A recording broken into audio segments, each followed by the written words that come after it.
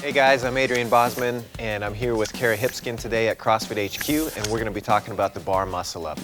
If you can perform 5 chest to bar pull-ups and 5 deep dips, you should have enough strength to perform a bar muscle up, but the technical aspect is probably going to be the trickiest part, so we're going to take a look at that today. So as you guys watch Kara do a few muscle ups, look for a few key points. You're going to see a really tight, efficient kip that drives her towards the bar.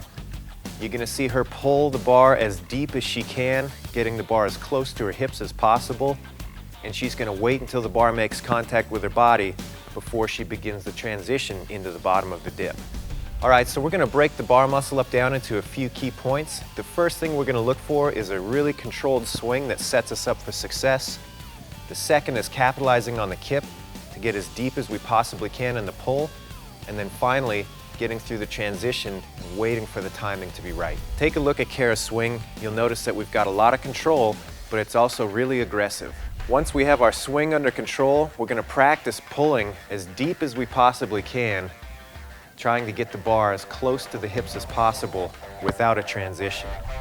Once you're comfortable with the swing and the really deep pull-up, you're going to perform one more, and this time when you reach the pull-up bar, you'll try to perform a mini sit-up and push your upper body over top of the bar. The timing is important on this.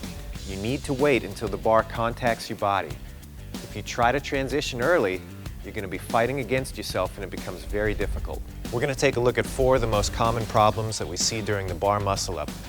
The first one we're going to see is a problem with the swing. The second one is just not pulling deep enough on the pull-up. The third is a timing issue, and the fourth is a simple grip problem. The first problem we want to avoid is a swing that's sloppy or out of control.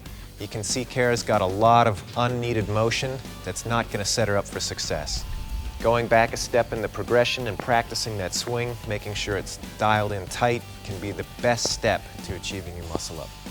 The second problem is a chest to bar pull-up that doesn't position the bar deep enough on the body.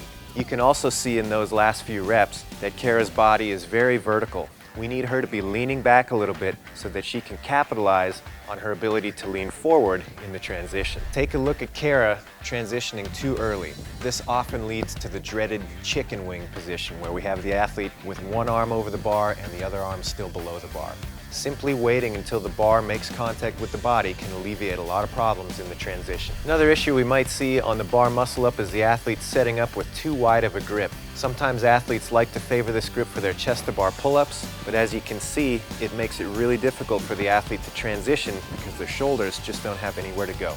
All right, everybody, so get out there and practice. Remember a few key things: a nice controlled swing, big kip, try to pull the bar as deep as you can, wait for the timing, and make sure you're setting up with your hands a little bit narrower than you might for the chest to bar pull-up on their own.